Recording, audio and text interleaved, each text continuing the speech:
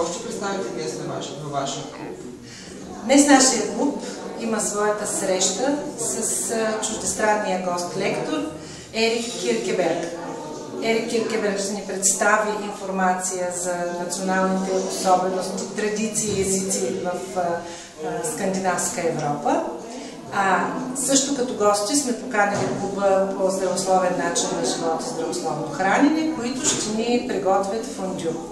Представители на Евроклуб езикови приключения, който организира тази среща, ще помагат в превода от английски на български за тези, които имат затруднения с разбирането на езика. Очакваме да се получи едно чудесно тържество на Обединена Европа. Там, към където сме се насочили. Заповядайте при нас да опитате в края на нашата среща фондю. Господин Киркеберг, кои български традиции ви впечатлиха най-силно? Mr. Kierkegaard, which Bulgarian tradition impressed you the most?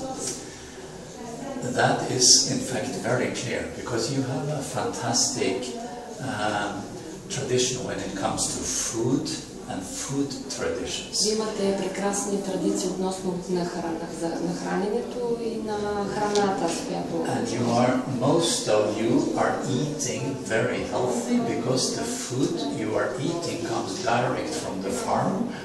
Повечето от вас се хранят много здравословно, защото храната идва директно от място, където я произвеждат. And you can buy the freshest fruit and the most wonderful food direct in an open market, very close to you. И вие може да си купувате пресни продукти направо от пазара. And this in comparison to many places in the West where more and more food goes through the laboratories. Защото в сравнение с западните страни много храни идват направо от лаборатории. So the food here in Bulgaria impressed me. Така че храната, която е тук в България, наистина ме впечатлява. Thank you.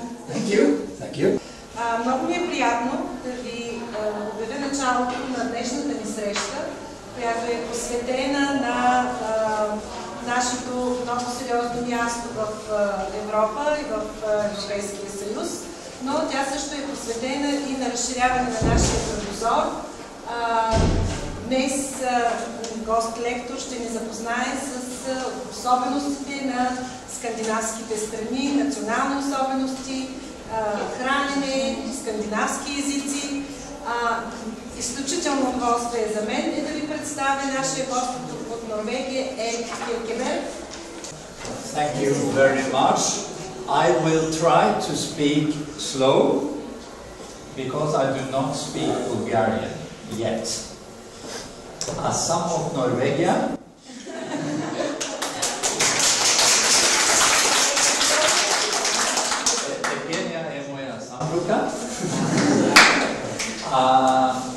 Днес аз съм горд да съм български.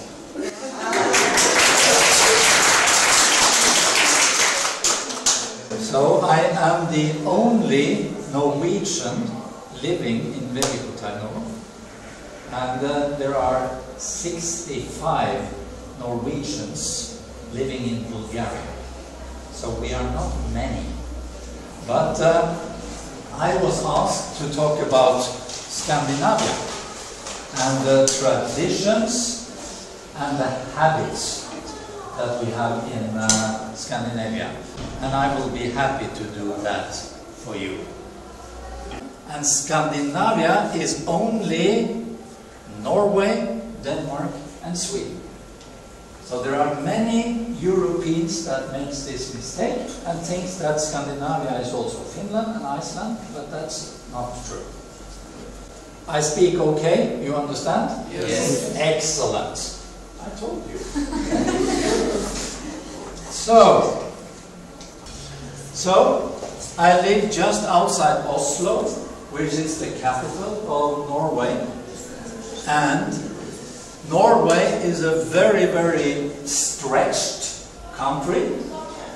So if we turn Norway upside down, we end up in Rome, in Italy.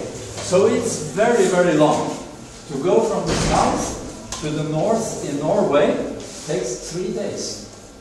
It's extremely long. So it will be the same as going from Oslo to Roma, as going from Oslo to the North Cape, way up north. And when I talk to some Bulgarians, the first they ask me, how many polar ice bears have you seen? Do you have ice in the summer? And do you have sun at all? And people think that this is a country so far up north that we never see the sun. That's wrong.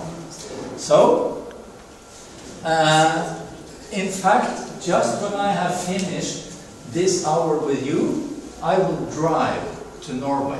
My car is already packed, and I will go to Norway for 3 weeks, and I will drive 3,200 kilometers starting today. When we are going to discuss similarities and differences between Scandinavia and Bulgaria, it's the first thing we can look on the flag, because you saw that every flag from Scandinavia has a cross. So it's Christian countries.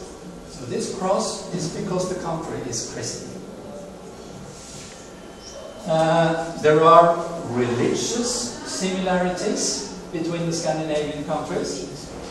The culture is very similar, and the language is very similar.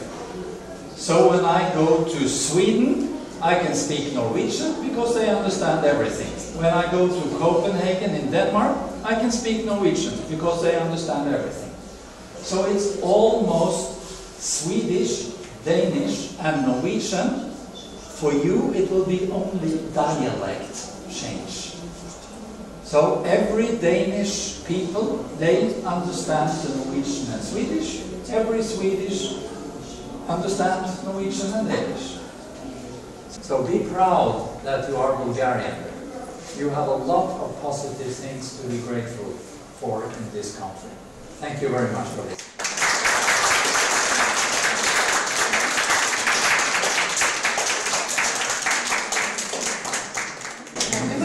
Въпроси, после докато сега ще водим компютър. Това е швейцарско ястие, състоящо се от разтопено сирене с бяло вино и приправки. Първо се налива виното. Всъщност използваме огнеупорен съд, обаче за целта ние имаме обикновена тунчера, която се натърпва с чесън. След това добавяме виното, като изчакваме то да загрее и прибавяме и сиренето. След като разбъркваме постоянно. След като започне да се разтопява сиренето, започваме да бъркаме с кръгообразни движения. Накрая добавяме лимона с черния пепер. Така, леко завъртва, за да може... Леко завъртва. Така, сега окапва. През това време изтива, за да може да го сложим в устата си. Ама как ще го сложим? С една салфетка. Така. Дай да покажем точно. Точно. Зяпай! Айде, браво!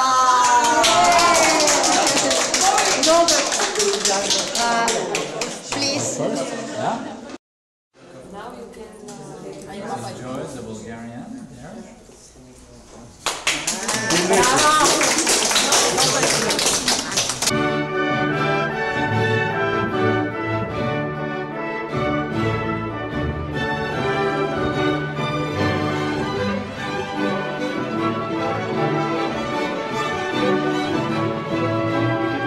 Добър ден, госпожо Диманова. Това е вашата втора изява през последната седмица. Можете ли да ни кажете защо сте събрали днес?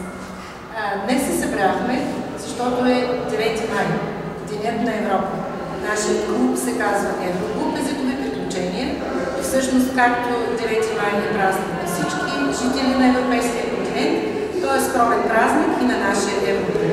Днес сме се събрали, за да пием чай по-английски и чай по-руски.